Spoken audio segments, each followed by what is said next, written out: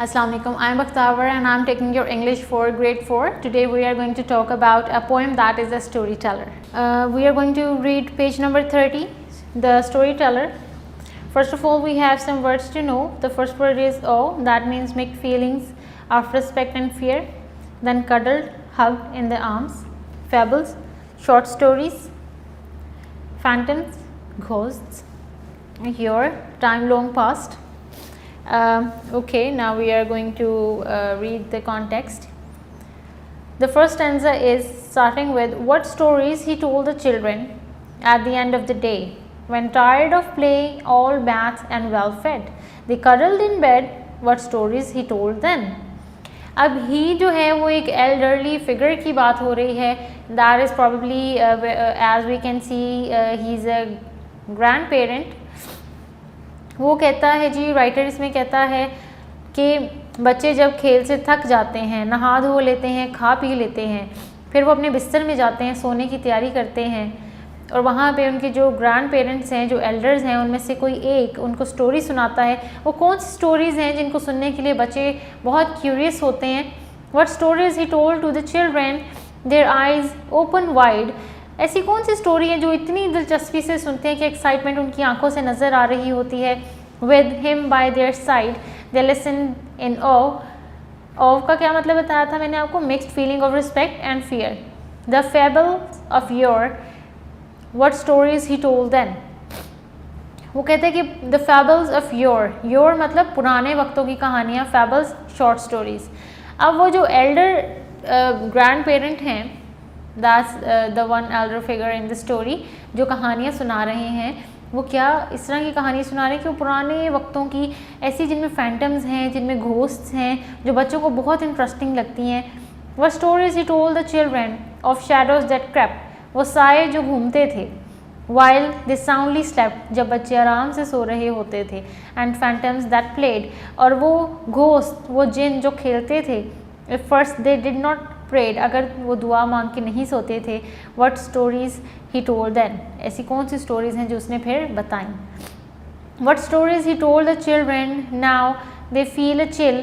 ऐसी स्टोरी सुन के बच्चों को थोड़ा खौफ भी तारी होता है और उनके different sort, they have the different sort of feeling, that is the mixture of respect and fear. अब वो क्या करते हैं कि वो स्टोरी सुन तो लेते हैं लेकिन फिर उनको खौफ भी आता है. येट रिपीट दैम स्टिल, और फिर भी वो कहते हैं कि इसको दोबारा से आप दोहराएं. To their young and old do stories of gold, वो जो स्टोरीज़ हैं वो उनके पुराने वक्तों की भी हैं, अब की भी हैं, और वो उनके लिए इसी तरह है जैसे ओल्ड इज़ गोल्ड, जैसे सोना होता है. What stories he told then, ऐसी कौन सी स्टोरीज़ हैं जो वो उनको सुनाते हैं.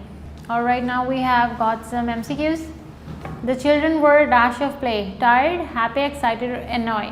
अब आपने ड्यूरिंग रीडिंग क्या इसमें वर्ड पढ़ा था जो यहाँ यूज़ हुआ था? That was tired of play. The stories were dash, boring, normal, interesting, yummy. आपको क्या लगता है इन चार ऑप्शंस में से which one is the suitable option?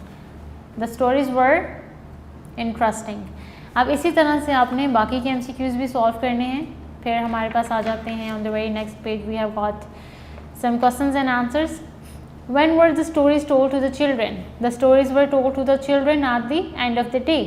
Who tells the stories now and to whom? The children tell the stories now to their families. ये होता है कि story one generation to another generation transfer हो जाती हैं. How do we know the children were comfortable and ease? We know that the children were comfortable and at ease because at night they were tired of play, bathed, well fed and cuddled in bed. How do we know the stories were interesting to the children? We know that the stories were interesting to the children because they listened them in awe and by opening their eyes widely. What clues are there in the lines which tell us the stories were really good ones? The line, and phantoms that played, if first they would not prayed, tells us that the stories were good ones. And then we have question number 6. When would the shadows creep and phantoms appear? The shadows creep when they will sleep soundly and the phantoms would appear when they will not pray. Then 7th question is what is the moral lesson of the story teller story? अब आपने ये खुद से पूरी story go through करने के बाद बताना है कि इसमें मॉरल लेसन क्या है और ये स्टोरी इसका मकसद क्या है. Then question number 8 is, what are fables of yours? Fables of yours are short stories of old times to teach children some moral lessons. फिर हमारे पास आ जाते हैं word synonyms. The first word is awe, that means mixed feelings of respect and fear. Then tired, exhausted. Fables, short stories. Your, time long past. Phantoms, ghosts. Children, cuddled. Stories, baths, wide. आपने इनके sentences बनाने हैं और sentences आपने कोशिश करना है कि आप खुद से बनाएं. Alright, so we have gone through this poem. Do highlight the difficult words and write their meanings, and you can go through some good dictionaries, or you can use Google to find out the synonyms. Today we are going to talk about some basic grammars. The first one is pronoun, words opposites, reading comprehension, tense recognition. First of all, I'm going to go through pronoun. Pronoun basically एक noun क्या होता है? He, she, it. ये सारे क्या आते हैं pronoun में. और noun क्या होता है? Ali, Pakistan, name, place, thing. जब इन name, place, thing को हम highlight नहीं करते उनके नाम से, for instance I'm saying Ali is a good boy, I'll say he is a good boy in the other sentence. I'm holding a pen, तो मैं पेन को रिप्लेस कर दूंगी I am holding it right now, it के साथ. ठीक है, तो हमारे पास जो प्रोनाउन होता है, प्रोनाउन रिप्लेस करता है नाउन को. किसके साथ? ही, शी, इट, दे के साथ. A pronoun replaces a noun and refers to people, place or thing. Ali is a good boy. जब मैं दोबारा अली के बारे में उसी टाइम बात करूंगी तो मैं अली को रिप्लेस कर दूंगी प्रोनाउन के साथ जो कि है ही. He is a good boy. Give me your pencil. फिर मैंने लिखा है give me my bag. अब your pencil, my bag, theirs, his, hers, ये सारे क्या हैं? possessive pronoun. possessive pronoun क्या करते हैं? possession show करते हैं कि ये चीज़ किसकी है, किसकी possession है, किसकी मलकियत है. तो बेसिकली pronoun में क्या आता है कि ये noun को replace करता है. और फिर इसकी एक टाइप है possessive pronoun. उसमें हम क्या करते हैं कि हम possession शो करते हैं कि ये चीज़ जो है, जो भी चीज़ है, ये किसकी है, किसकी मलकियत है. ठीक है, फिर हमारे पास word opposites आ जाते हैं. ये आपको पता है कि एक word है white है तो उसका opposite क्या होगा? black. down है तो उसका opposite क्या होगा? upwards. downwards, upwards. here, there, right? man, woman, girl, boy, ये सारे word opposites होते हैं. फिर रीडिंग कॉम्प्रीहेंशन है. रीडिंग कॉम्प्रीहेंशन के बारे में I have told you before in your English as lectures, whether when I was going through the literature work, I was reading your chapters, I have gone through the reading comprehensions into it as well, and even right now I will go through one paragraph also. Apart from this, we have got tense recognition. In tense recognition, we have got three types of tenses. The first one is past, present, and future. In our past tense, we normally talk about the stories in the past, what happened back in the days, back in the years, when I was young, 2 years back, even yesterday, even if I'm talking something that happened an hour ago or 5 minutes ago, I'm talking in the past tense. And whenever I'm talking in the past tense, I'm always going to use was or were.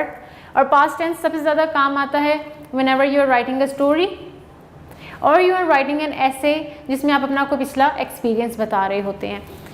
was और were के साथ हम इसमें form of verb की second या third form का इस्तेमाल करते हैं. वो आगे इट इज़ मोर डिटेल्ड. अलबत्ता अभी फ़िलहाल के लिए ये है कि हम पास में was और were का इस्तेमाल करते हैं. he was, she was, it was, या कोई नाम आ जाता है सिंगुलर, उसके साथ हम was लगाते हैं.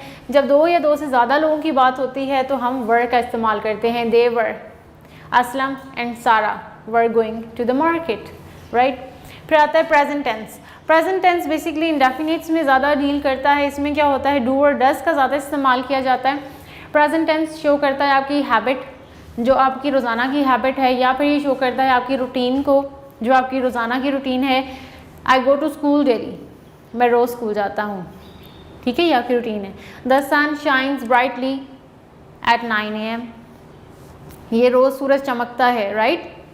इसी तरह से I eat food daily, I run fast, मैं तेज़ भागता हूँ. I am doing my work right now, I am writing on a board right now, I am teaching you an online lecture.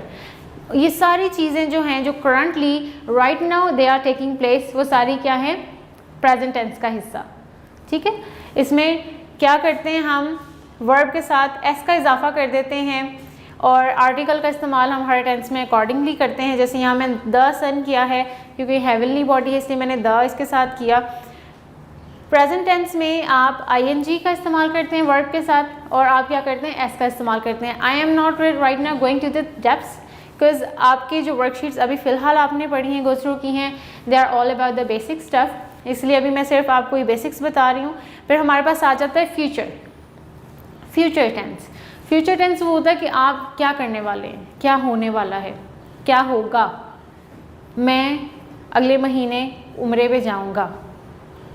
ठीक है, ये क्या है, आपका प्लान है ना आने वाले कल का, जो हुआ नहीं है, अभी नहीं हुआ, करंटली हो भी नहीं रहा, ना पहले हुआ है, ना ये पास्ट में है, ना ये आपके प्रेजेंट में है, ये किस में है, फ्यूचर में, क्योंकि ये आने वाले कल में होना है। फॉर इंस्टेंस आप कहें कि मैं 5 मिनट बाद ब्रेक करूँगा, I take break after 5 minutes, तो I will take break after 5 minutes, और I shall, if you are more determined, I shall take break after 5 minutes.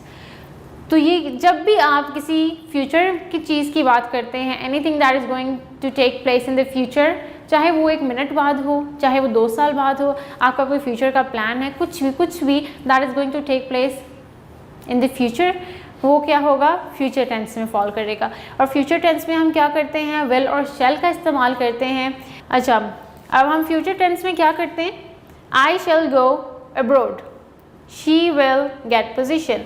हम आई और वी के साथ शैल का इस्तेमाल करते हैं और जो रेस्ट ऑफ द हमारे प्रोनाउंस आते हैं हम उनके साथ विल का इस्तेमाल करते हैं। और जब भी हम फ्यूचर टेंस की बात करते हैं तो इसमें हम फर्स्ट फॉर्म ऑफ वर्ब लगाते हैं ताकि हमारा जो सेंटेंस है अकॉर्डिंग टू द सिचुएशन, कि I shall go to abroad, I shall go to school, I shall change clothes, I shall start writing a paragraph, right. Aslam will change his clothes, Aslam will write a paragraph। तो ये according to the situation आपने form of verb put in करना है। या फिर अगर आप कहते हैं कि आज से 2 दिन बाद मैं एक ख़त लिख रहा हूँगा, I will be writing a letter after 2 days। तो इसमें क्या है, will के साथ be ऐड हुआ है और verb के साथ ing ऐड हुआ है। जैसे मैं कहती हूँ I will be writing और Ali will be writing a letter, Ali letter लिख रहा होगा। यहाँ पे write क्या है, वर्ब है, इसके साथ ing मैंने ऐड किया है और will के साथ be की एडिशन हुई है। ठीक है, अब हम इनकी वर्कशीट्स को एक दफ़ा गो थ्रू कर लेते हैं so that you can have better experience of that. Alright, जैसे ही आपने अभी पढ़ा है प्रोनाउन, इसमें क्या करते हैं, प्रोनाउन का काम क्या है, ये रिप्लेस करता है नाउन को। हमारे पास यहाँ पे कुछ एग्जांपल्स हैं। मैन, अगर हम मैन को रिप्लेस करें प्रोनाउन से तो मैन के लिए क्या आएगा, ही। डॉग, इसके लिए इट भी आ सकता है, ही भी आ सकता है if the gender is revealed. People, इनके साथ आएगा दे। वुमेन, इनके साथ आएगा शी। गर्ल के साथ भी शी आएगा, लेडी के साथ भी शी आएगा, किसी गर्ल के नाम के साथ भी शी आएगा। Cat, it. अली एंड सारा, दे। इस तरह से आपने बाकी के भी प्रोनाउंस सॉल्व करने हैं। ऑलराइट, हमारे पास जो वर्कशीट नंबर 2 है, माई मदर इज़ शॉर्ट। अब माई मदर को हम रिप्लेस करेंगे she is short.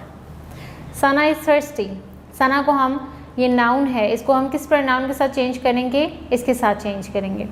The city is big, city को हम किसके साथ रिप्लेस करेंगे, इट के साथ रिप्लेस करेंगे। The man are rich, the man, अब ये मैन है, मैन नहीं है, इट इज़ मैन।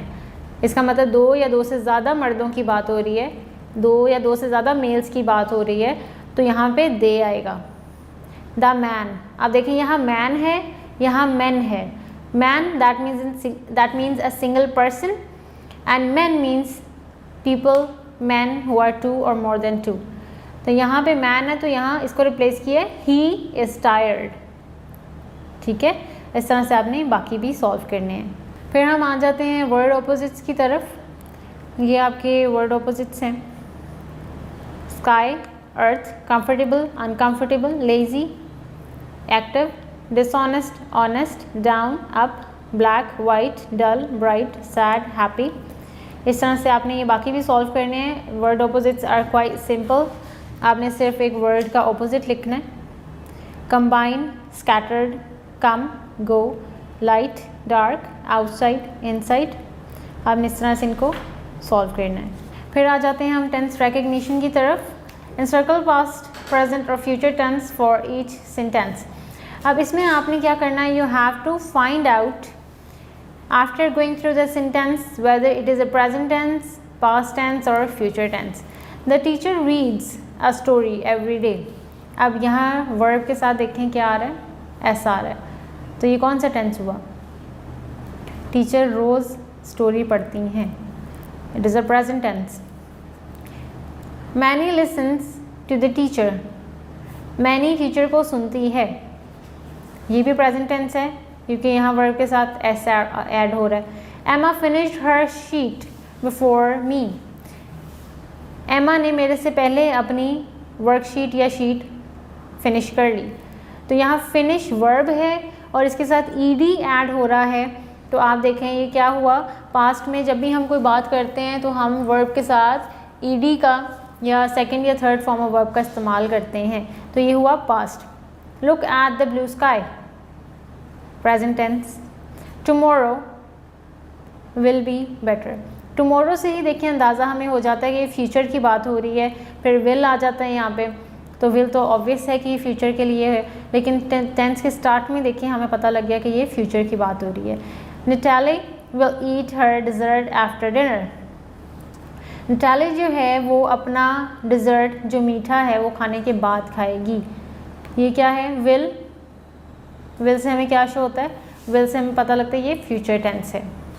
इसी तरह से सारे सेंटेंसेस हैं, आपने इनको एक दफ़ा गो थ्रू करना है, आपने पढ़ना है और आपने वर्ब से मदद हासिल कर सकते हैं कि कौन सा वर्ब इसमें इस्तेमाल किया है। और वर्ब के साथ जैसे यहाँ वॉच्ड है, वॉच सिंगल वर्ब, ईडी लग गया तो ये second third form of verb में कन्वर्ट हो जाता है, तो ये पास्ट की बात हो रही है। ठीक है, अगर आप सिर्फ फॉर्म ऑफ वर्ब्स ही देख लें ना, अगर आप सिर्फ वर्ब्स ही देख लें, आपको उनसे भी बड़ा आइडिया हो जाता है कि कौन से टेंस में बात हो रही है।